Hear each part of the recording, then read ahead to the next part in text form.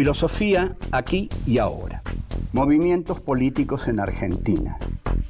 La ilusión en el progreso histórico era la bandera fundamental de la izquierda política. Sí, que se rompa, pero que no se doble. Querían pobres sometidos y tienen, en cambio, anarquistas combativos.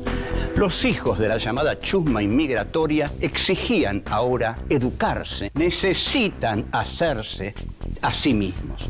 La conciencia política de los militantes aparece en la praxis. Eva Perón es una construcción de Eva Perón. El tercer mundo es el que iba a encabezar la lucha contra la opresión. Cortar de un solo tajo la cabeza de la víbora marxista. Que vengan los capitales de todo el mundo sin condiciones de ningún tipo. Develar cómo fueron los movimientos políticos que dieron forma a este país que hoy tenemos.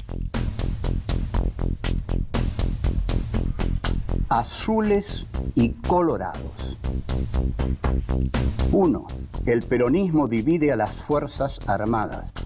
2. Los enfrentamientos militares. 3. El comunicado 150. 4. La tortuga y el elegido. El peronismo divide a las Fuerzas Armadas. Azules y colorados. Esto es algo que ya no se recuerda hoy. Cuando yo digo azules y colorados, nadie sabe a qué me voy a referir. Bueno, los azules y colorados, sin embargo, fueron dos grupos militares que se enfrentaron y hubo muertos en ese enfrentamiento. ¿Por qué se enfrentaron? Por los que todos se enfrentaban entre 1955 y 1973. Cuando cae el gobierno de Juan Domingo Perón a través o por medio del golpe del 16 de septiembre de 1955, en eso que se da en llamar Revolución Libertadora, el problema para las Fuerzas Armadas, el problema para los sectores civiles que adhieren fervorosamente a ese golpe, es que todos quieren librarse del peronismo. Claro, imagínense, hay una fuerza mayoritaria abrumadora, formada por la clase obrera y formada por los morochos sudamericanos. Todos se quieren librar de eso. Es una gran molestia para una verdadera democracia blanca. Entonces, tanto los militares como los civiles quieren desperonizar al país, como hemos dicho o diremos en otros encuentros. Porque el peronismo se comía todo si se lo dejaba tal como estaba. Ahora, una vez que se produce este golpe, ya se producen las grandes disidencias. ¿Cómo se va a gobernar? ¿Incorporando al peronismo sin Perón o no incorporando nada? El primero que quiere incorporar al peronismo sin Perón es el general Eduardo Lonardi, hombre honesto, de profunda fe católica, que toma lo mejor del catolicismo, quizás el mensaje del profeta de Nazaret, el del amor, y entonces dice una frase que alarma a todos los furiosos antiperonistas.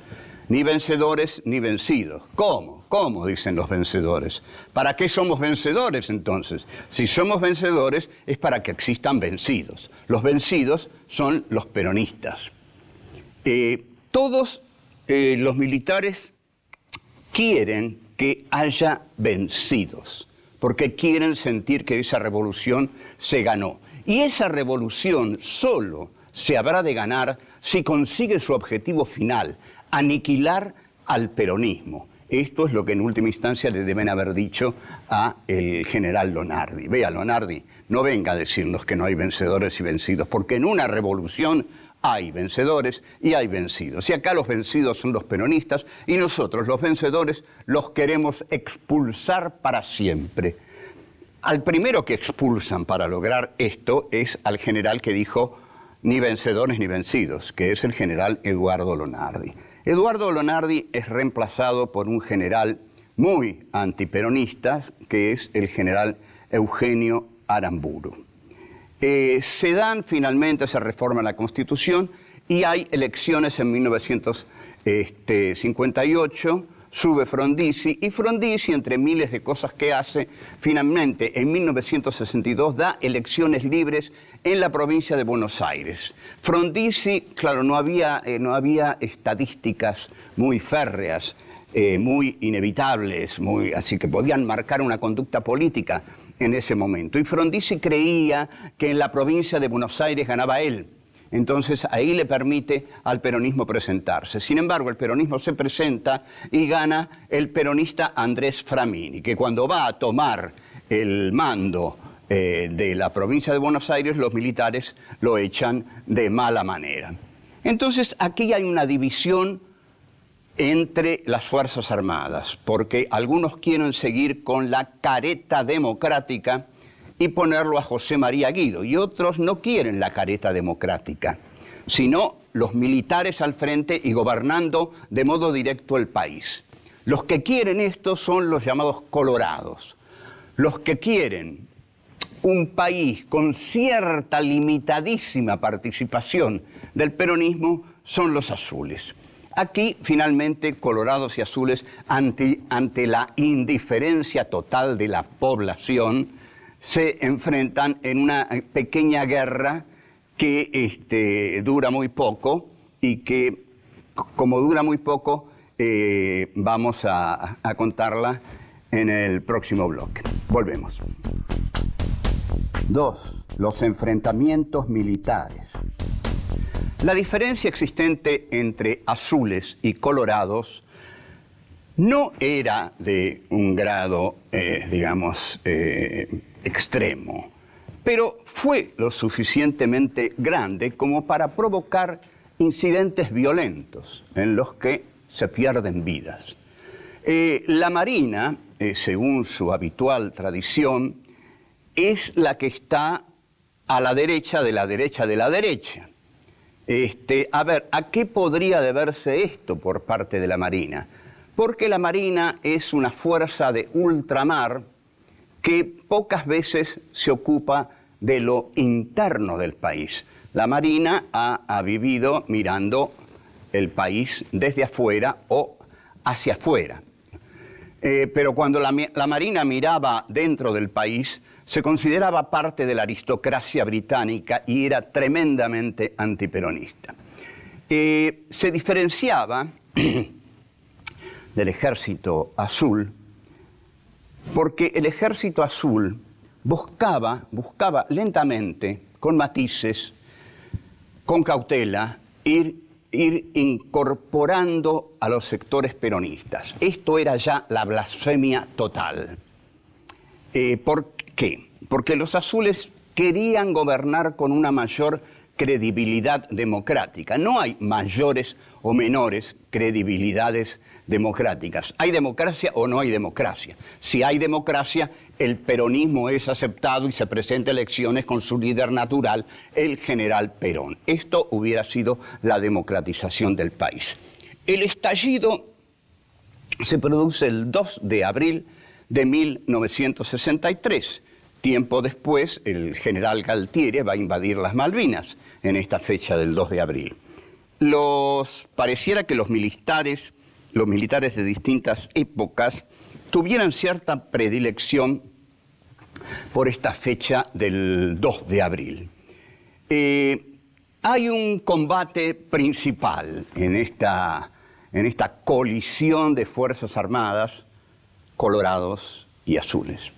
El principal combate, porque hay un combate, y una vez conocí a un marino que tenía una herida tremenda acá y dijo, bueno, esto fue la guerra. Bueno, la guerra, el principal combate se da en una localidad llamada Punta Indio, en Buenos Aires, en la zona de la bahía de San Borombón. Qué lindo nombre, San Borombón. Cuando yo era chico y me llevaba mi papá a Mar del Plata, cuando llegábamos a San Borombón, ya me daba apetito de comer bombones, lógico. La zona en la bahía de San Borombón es defendida por un capitán de la Marina, lógico, porque ahí estaba asentada la Marina el sector de la derecha, los colorados, el capitán Santiago Saborotz, cuyo nombre, si usted no lo recuerda, es porque no pasó a la historia. Ahora, al frente de los azules viene un personaje que sí va a pasar a la historia del horror. Es el coronel Alcides López Ofranc. López Ofranc es un tanquista y ataca Punta Indio con sus tanques y derrota a los colorados. En consecuencia, no sin falta de humor, la sociedad llama a López Ofranc el zorro de Magdalena. La verdad es que la gente no veía mucha diferencia entre azules y colorados. Tampoco creía que López Ofranc era Erwin Rommel, el zorro del desierto. Ahora, López Ofranc era un militar que a los pocos días de estar en acción, como parte muy importante de la dictadura de Videla, cuenta el fervoroso activista de los derechos humanos y católico Emilio Fermín Viñone, en un libro que se llama Iglesia y Dictadura, muy buen libro, que estaba en una reunión, Viñone, hablando con el presidente de Acíndar. Y el presidente de Acíndar le decía, caramba, tenemos tantos problemas en Acíndar con las comisiones internas de los obreros. Y llega López Ofranc, que escucha, y de muy buen humor le dice, no se preocupen, ya están todos bajo tierra. Habían solucionado el problema de las comisiones internas. Las internaron bajo la tierra. Así eran de asesinos.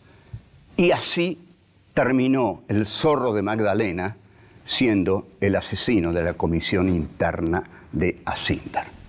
Volvemos. 3. El comunicado 150. Durante esta pequeña guerra entre azules y colorados, al ejército azul se le da por la literatura. Se le da por la literatura y redacta nada menos que 150 comunicados. En el ejército azul había un personaje que le gustaba escribir. Le escribió durante toda su vida. Bueno, hablo del doctor Mariano Grondona. El doctor Mariano Grondona, ya ahí en esa pequeña guerra entre azules y colorados, está del bando azul. No es porque fuera un gran demócrata, sino porque veía un poco más claro, más allá del fanatismo de los colorados, y sí, consideraba que una medida apropiada sería incorporar un poquito del peronismo a la democracia condicionada por los militares. Grondona redacta un famoso comunicado, que es el último, el 150. En uno de sus pasajes, cerca del final, el doctor Grondona, en tanto ideólogo del militarismo azul, dice: quiera el pueblo argentino vivir libre y pacíficamente la democracia que el ejército se constituirá a partir de hoy en sostén de sus derechos y en custodio de sus libertades. Es decir, hay una democracia que va a estar asegurada por el ejército. El ejército va a ser el sostén de los derechos de los ciudadanos y va a custodiar la libertad de sus ciudadanos. Ahora, proteger los males que acechaban a la República Argentina, para protegerla sobre todo en esta época de la Guerra Fría, había que protegerla del mal supremo, que no era el peronismo, era la hidra comunista. La hidra es un animal mitológico de muchas cabezas y cada cabeza que se le corta crece otra cabeza. O sea que sus cabezas nunca decrecen. Aunque se las corte todas, todas vuelven a crecer. De ahí la idea paranoica ante el comunismo. Tenían miedo, un miedo oscuro, paranoico, de que el peronismo condujera necesariamente al comunismo. Volvemos. 4. La tortuga y el elegido. El gobierno de Guido quien había sido puesto ahí por los militares, y era un personaje pequeño, tan pequeño como el lugar que ocupó en la historia argentina. El gobierno de Guido da elecciones y en julio de 1963 Perón llamó a votar en blanco. De todos modos, el radical Arturo Illia gana, pero gana apenas con el 25,1% de los votos. Gana con muy pocos votos porque el peronismo no se presenta. Vaya democracia, ¿no? Vaya democracia. El que gana una elección la gana con el 25%, elección presidencial la gana con el 25% de los votos, porque no hay más personas para votar. Todos los peronistas están prohibidos, no pueden votar. Finalmente, Arturo Illia, por algunos coqueteos con Perón y por su propia característica de hombre honesto, pero para toda la República demasiado manso, hasta tal punto que, como sabemos, le tiraban tortugas, y la revista Primera Plana, que era un medio leído por toda la clase media intelectual, hacen una campaña para derrocarlo a Illia, y Illia es derrocado en un golpe que podríamos llamar preventivo. Es un golpe preventivo porque los militares tenían miedo de que Illia realmente legalizara al peronismo. Entonces, en 1966 se da una paradoja. Los azules, que ustedes recuerdan, eran legalistas, ven en Illia el peligro de que este hombre de 62 años, canoso, manso, diera la posibilidad de llamar a elecciones libres, cosa que Illia había anticipado más de una vez. Entonces, se da un golpe preventivo. Los radicales siempre dicen que es por la cuestión de los medicamentos, pero no, ese podía ser un problema. Pero el golpe se da porque Illia, que es un tipo honesto, va a eliminar, este es el temor, el sistema de proscripciones en que se basa toda la República desde 1955. Desde 1955 en adelante se instala un régimen de proscripciones que fundamentalmente afecta al peronismo. Es el país de la proscripción del peronismo. 1955-1973. Todos son gobiernos ilegales porque ninguno fue votado bajo un sistema democrático que incluyera a la totalidad del pueblo. Illia, por ejemplo, hubiera sido más respetado si no hubiera aceptado jugar la farsa de los militares. Quien no hubiera visto en los años 60 que eso era una farsa, que todo lo que estaba en juego era una farsa, porque todo se basaba en la proscripción de las masas peronistas y de su líder, y en el escamoteo del cadáver de Evita, que no se podía traer al país por la pueblada que podría desatar. Entonces todos los que participan de esa farsa son ilegales, participan de una profunda ilegalidad democrática. Entonces esta es un señalamiento que ninguno es capaz de eludir. Los militares entonces quieren gobernar directamente ellos mismos. La revista Ahora, por ejemplo, que dirigía un señor llamado Héctor Ricardo García, saca una primera plana con Onganía, con cara de perro malo, y abajo dice un hombre, como diciendo, este es un hombre y no el viejito de Illia. Queremos a un hombre en la presidencia de la República. Fíjense si uno les hubiera ido a decir, y no quieren una mujer, como luego hubo, ¿no? Cuando les convino, sí la quisieron, porque Isabelita vino a servir los intereses del establishment, y ahí no se le opusieron a Isabelita. Doña Isabel, gobierna y mate, que después nos vamos a ocupar nosotros. Primera Plana, esta revista tan culta, dirigida por Jacobo Timerman, insistía, no queremos una tortuga, queremos un hombre de verdad. El hombre que salió en la tapa de la revista Ahora.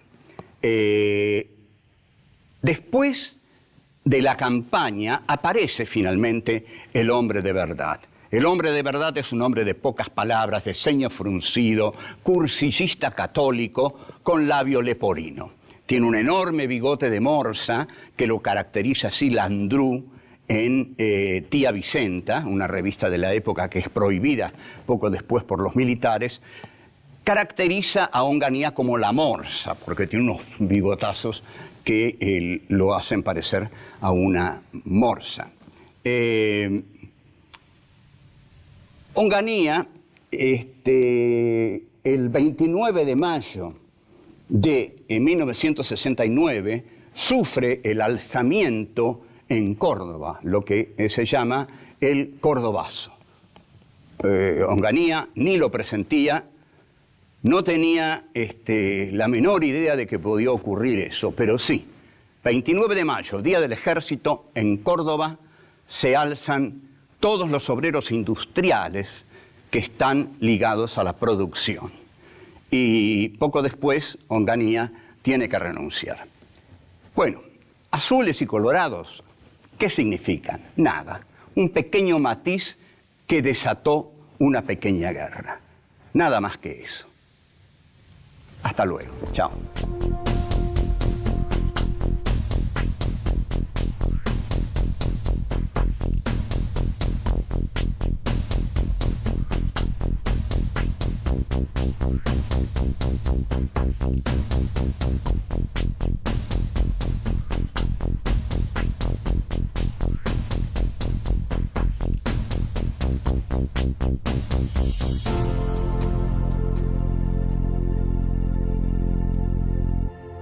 Que se enfrentaron y hubo muertos en ese enfrentamiento. ¿Por qué se enfrentaron? Por los que todos se enfrentaban entre 1955 y 1973. Cuando cae el gobierno de Juan Domingo Perón a través o por medio del golpe del 16 de septiembre de 1955, en eso que se da en llamar Revolución Libertadora, el problema para las Fuerzas Armadas, el problema para los sectores civiles que adhieren fervorosamente a ese golpe, es que todos quieren librarse del peronismo. Claro, imagínense, hay una fuerza mayoritaria abrumadora, formada por la clase obrera y formada por los morochos sudamericanos.